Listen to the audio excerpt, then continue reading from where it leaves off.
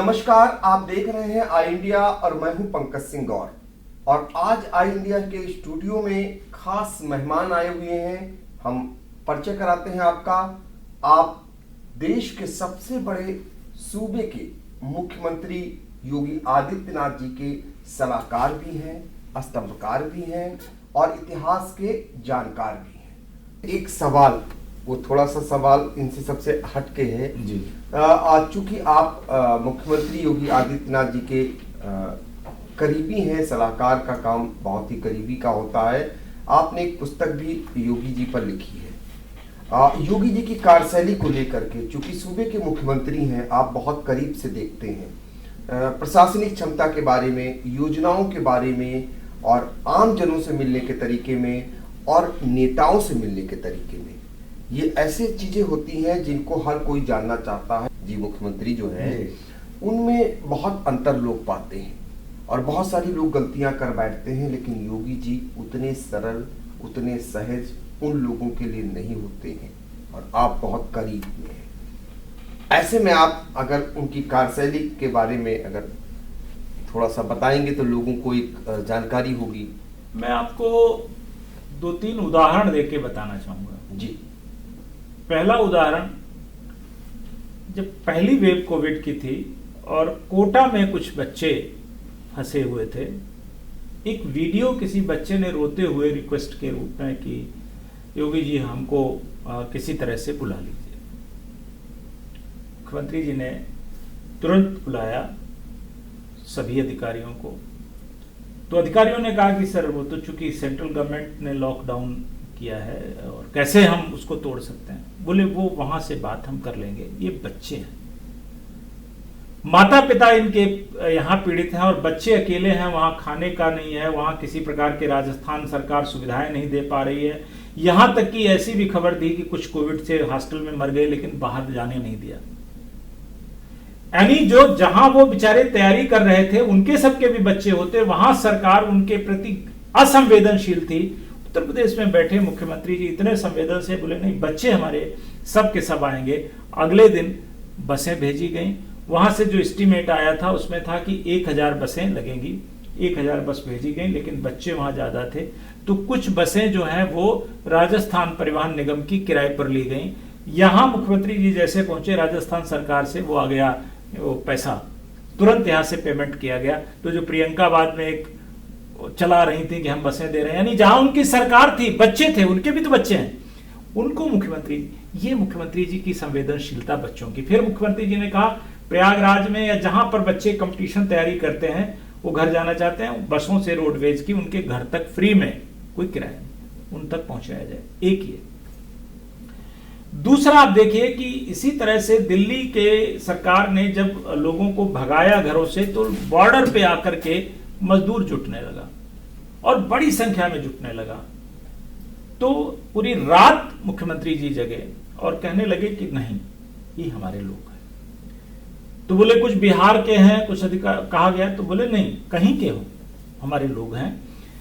सारी बसें 12,500 जो है वो परिवहन निगम की बसें थी, सबको बुलाया। बोले केंद्र सरकार से मैं बात कर लूंगा, मैं अनुमति ले लूंगा, आप अपनी तैयारी करिए। जब तक बसें नोएडा नहीं पहुंच गई मुख्यमंत्री जी जागते रहे और उन्होंने भेज करके जब वहां सभी बसें पहुंच गई, फिर यह कहा गया कि प्रत्येक जिले पर जो है प्रत्येक जिलाधिकारी को 200 प्राइवेट बसें जो है वो उसके हैंडओवर करी जाए और उनका किराया भुगतान कर दिया जाए। 75 जिले हैं, 200 आप वो मल्टीप्लाई कर लीजिए, 12,500 इतनी बसें, क्योंकि जो नोएडा से लेके आएंगी वो जिला मुख्यालय पर उसको छोड़ेंगी, उसका चेकअप होगा, टेस्ट होगा, अगर वो सही है, स्वस्थ है, तो सीधे जो है वो प्राइवेट बस उसके गांव तक, उसे घर तक छोड़ करके आएगी। ये दूसरा उदाहरण है। तीसरा उदाहरण कि जब उन्होंने ये कहा कि भी कोविड चल रहा है, बुजुर्ग तो ऐसे में बड़े परेशान होंगे, उनके पास पैसा नहीं, तो सीधे उन्होंने एडवांस तक में उनकी जो पेंशन्स थी उनको कहा उनके खाते में भेज दो।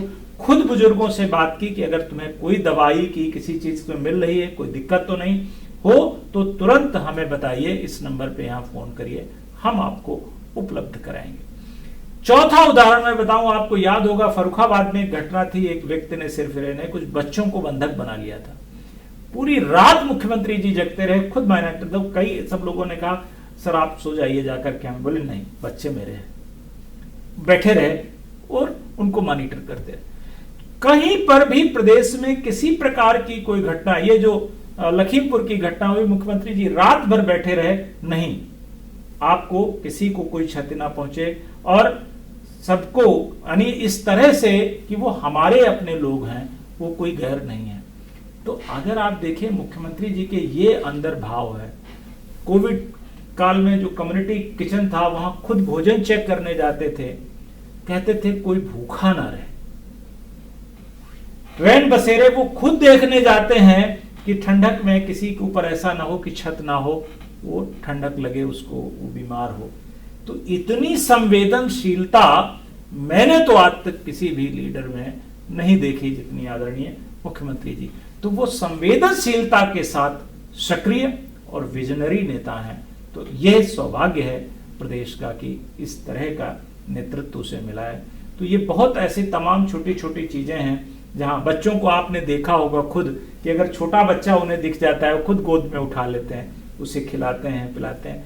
तो ये उनके भाव हैं, उनका वात्सल्यतापूर्ण जो वो है, वो प्रत्येक व्यक्ति के प्रति रहता है। उनका कहना है कि कष्ट ना हो किसी को, कोई नुकसान ना पहुंचे किसी को। लेकिन अगर माफिया है, अगर गुंडा है, तो फिर उसके लिए उतने ही वो कड़क हैं, वो छूटे नहीं। जो लोग आपने देखा रोपड़ में आराम फरमा रहे थे, वो व्हीलचेयर पे चल रहे थे, यहाँ खड़े होकर के सीधे चलने लगे। तो ये एक अंतर है कि माफिया और उसके लिए वो बहुत कठोर हैं, और सामान्य जन है उसके लिए वो, उनके अंदर बहुत वात्सल्यता है, उनके अंदर पितृत्व है, उनके अंदर संरक्षकत्व है।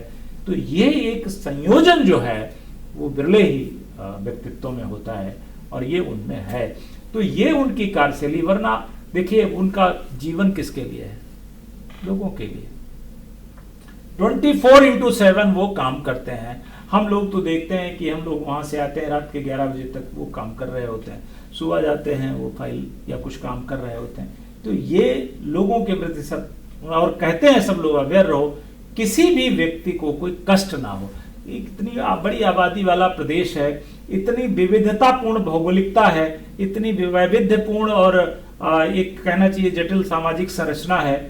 तो हो सकता है कहीं कोई इंडिविजुअल पर इस तरह के हों, लेकिन आपने देखा संगठित अपराध खत्म हो गया और संगठित कल्याण या सामुदायिक कल्याण शुरू हो गया।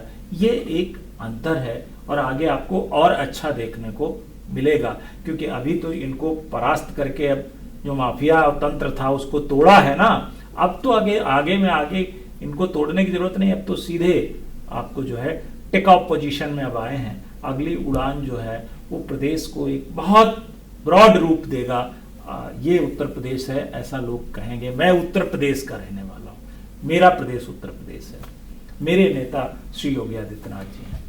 तो मेरा उत्तर प्रदेश है, ये आने वाले समय में लोग गर्व से कहेंगे। 4.5 साल योगी सरकार की उपलब्धियों का तो आपने बखान सुना ही, लेकिन सबसे खास बात, कैसे हैं अपने मुख्यमंत्री योगी आदित्यनाथ, कैसा है उनका स्वभाव, कैसे वो आम जनों के लिए रहते हैं और कैसे माफियाओं की रीढ़ तोड़ते हैं। ये आपको उनके ही सलाहकार डॉक्टर रहीस सिंह ने बहुत ही कायदे से बताया, और आपने खुलकर योगी सरकार से लेकर योगी जी की कार्यशैली और आने वाले समय की जो योजनाएं हैं उसको लेकर के बखूबी ढंग से आई इंडिया के हर सवालों का आपने जवाब दिया।